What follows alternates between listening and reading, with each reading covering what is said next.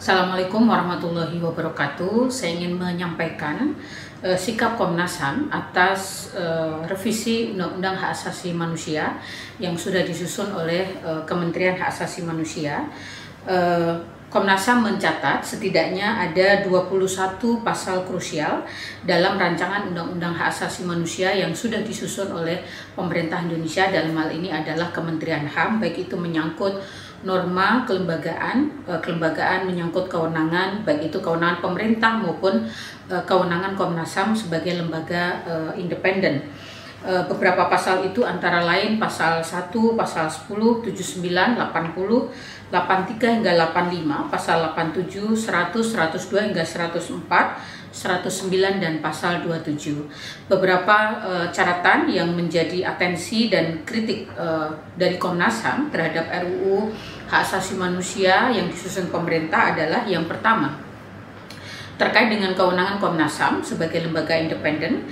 Di dalam Undang-Undang Nomor 39 Tahun 99 tentang Hak Asasi Manusia, Komnas HAM memiliki tugas dan kewenangan untuk melakukan pendidikan dan penyuluhan hak asasi manusia, kajian dan penelitian HAM, pemantauan dan penyelidikan kasus dugaan pelanggaran hak asasi manusia dan mediasi hak asasi manusia.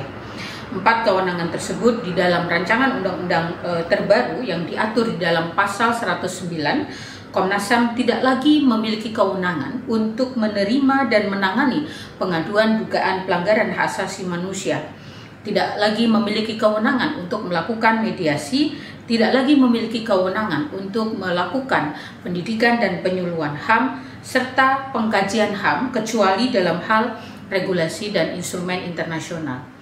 Yang kedua, potensi ancaman independensi Komnas HAM kami temukan di dalam pasal 100 ayat 2B, di mana panitia seleksi anggota Komnas HAM ditetapkan oleh Presiden. Di dalam Undang-Undang 39 tahun 99, panitia seleksi ini ditetapkan oleh Sidang Paripurna Komnas HAM.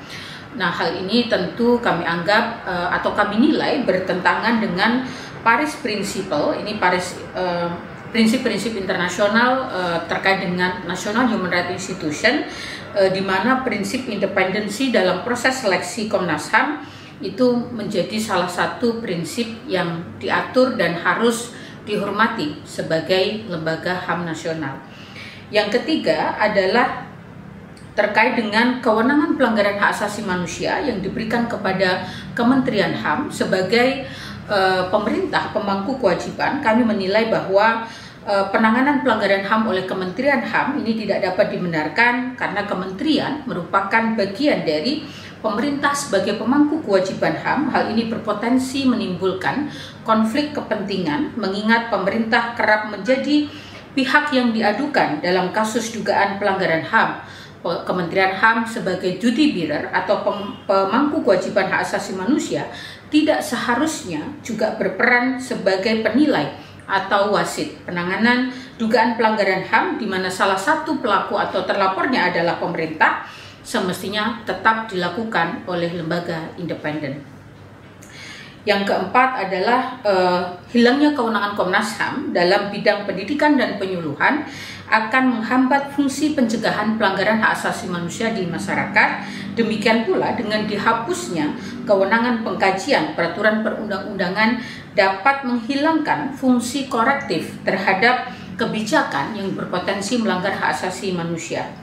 Yang kelima, pembatasan kewenangan kerjasama pengkajian dengan organisasi internasional, regional dan internasional ini akan menutup ruang bagi Komnas HAM untuk berkolaborasi dengan lembaga HAM di negara lain dalam respon berbagai peristiwa yang diduga mengandung pelanggaran hak asasi manusia lintas yurisdiksi. Yang ketujuh, sesungguhnya penguatan terhadap Komnas HAM yang seolah diatur di dalam pasal 112, di mana rekomendasi Komnas HAM mengikat pemerintah dan anggota Komnas HAM dibantu oleh tenaga ahli, namun penguatan ini menjadi tidak relevan atau tidak berarti karena kewenangan Komnas HAM dikurangi bahkan lebih dari setengahnya. Yang ketujuh, kami menilai bahwa revisi Undang-Undang HAM ini dapat dimaknai sebagai upaya untuk menghapus keberadaan Komnas HAM dari kelembagaan HAM nasional. Dalam rancangan tersebut, definisi, tujuan, dan kewenangan Komnas HAM tidak selaras. Tujuan Komnas HAM dalam revisi Undang-Undang HAM masih sama yang sebagaimana diatur di dalam Undang-Undang Hak Asasi Manusia, tetapi dengan tugas dan kewenangan yang dibatasi, mustahil Komnas HAM dapat mewujudkan tujuan sebagaimana yang diatur di dalam revisi Undang-Undang HAM. Untuk itu Komnas HAM mendesak pemerintah agar substansi rancangan Undang-Undang Nomor 39 tahun 99 tentang hak asasi manusia, terutama terkait dengan kelembagaan dan fungsi Komnas HAM, untuk tidak diperlemah tetapi diperkuat sebagai upaya mengoptimalkan sistem pelindungan HAM di Indonesia untuk memberikan akses atas keadilan bagi masyarakat yang mengalami pelanggaran hak asasi manusia di Indonesia. Terima kasih. Assalamualaikum warahmatullahi wabarakatuh.